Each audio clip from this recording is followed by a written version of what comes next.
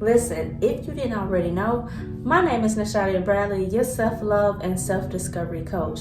And welcome to my Self-Love Slay series.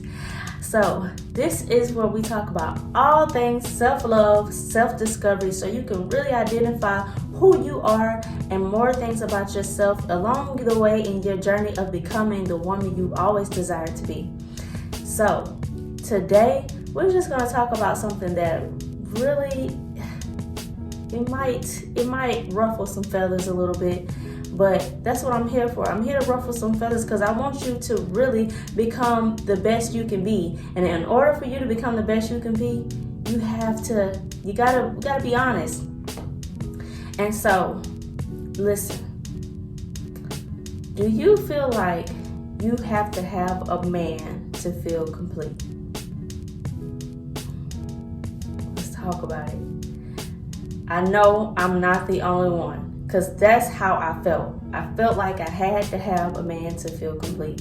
And so, being in that journey, I would be in a relationship. Once we broke up or things, went left, I felt like I had to have somebody to feel love. So I would be dating somebody, or if I wasn't dating somebody, I was Texas. I had somebody to be talking to. And that made me feel like if I had somebody who had my attention and I had their attention, that was experienced love. That was love for me.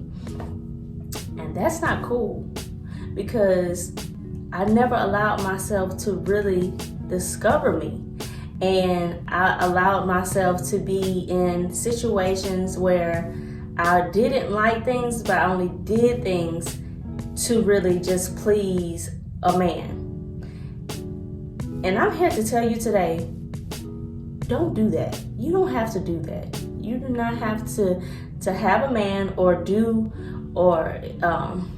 be with a man to really experience true love.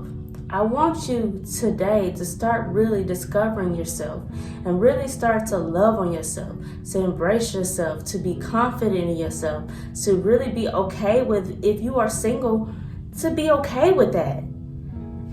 It's okay to really discover who you are. And if you are in a relationship, you can still discover who you are, because you can be in a relationship and not be happy. You can be in a marriage and not be happy. Because when I first got married, I was not happy with myself. I didn't love myself. And it caused some problems because I was dependent on him to do something that I was supposed to do for myself. And I didn't understand that. And I felt like he was being selfish and he didn't love me and he didn't care. Baby, how can you make somebody do something that you're supposed to be doing for yourself? I say this all the time. We can't put that responsibility on other people. We can't make people carry that weight. That's a lot on somebody to have to learn how to love themselves, to love you, and to love you enough for you to be feeling like you are loved. Like, that's a lot. No, baby. When you come into a marriage, when you come into a relationship or anything, you have to be okay with yourself. You have to be loving yourself. You have to be kind to yourself. You have to be gentle with yourself.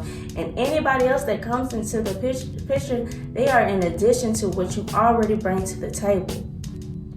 So if you are a wife, if you are a wife with kids, if you are a mom, a single mom, or a single lady, learn today to start really loving on yourselves and stop putting the responsibility on other people to do it for you, because they can't do something that you are supposed to do for yourself.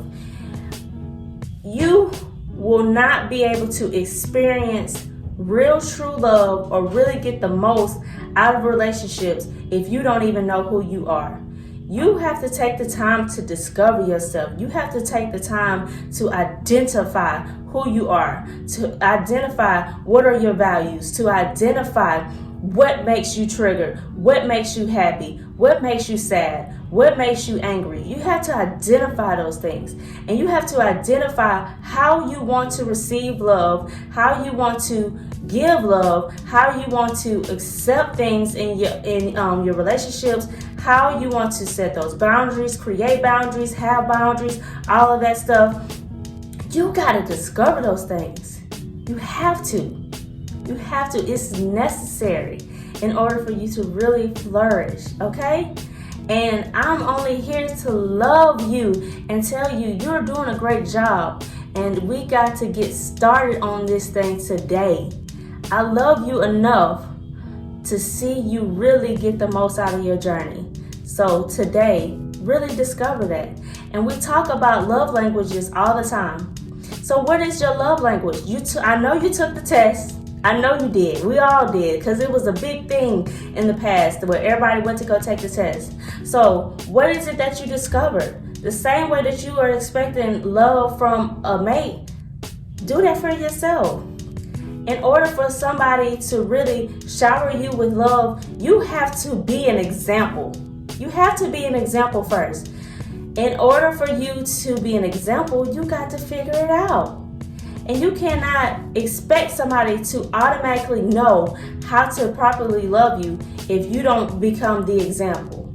If you don't show them how to do it, then they're going to be loving you in the way that they feel like it's good, that they feel like it's okay, because we automatically give love to people in the way that we want to receive it. Let's just be honest.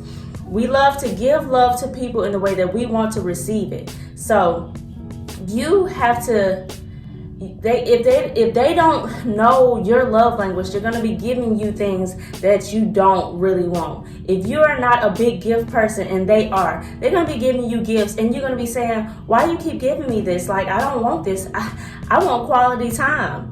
They're not going to know that if you don't really take the time to be an example. So I said all that to say today, let's start being an example for ourselves.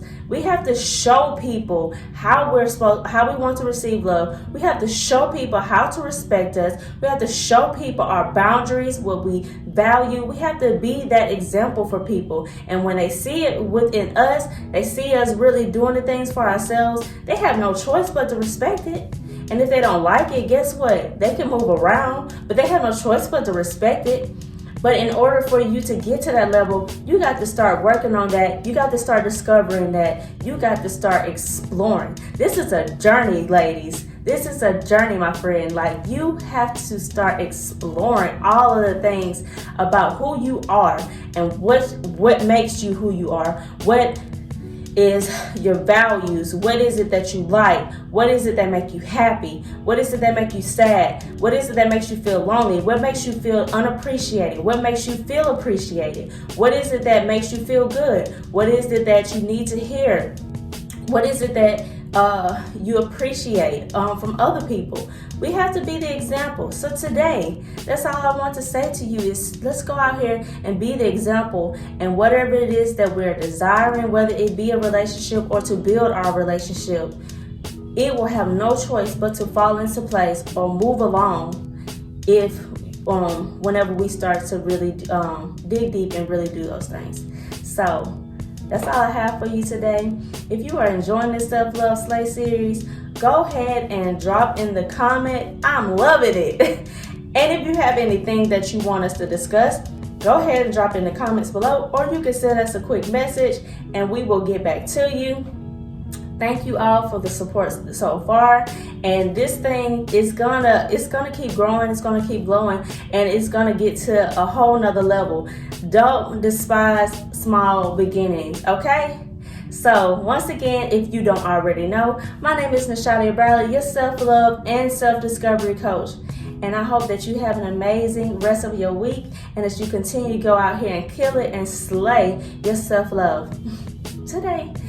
All right, I love you so much and have an amazing day. Bye.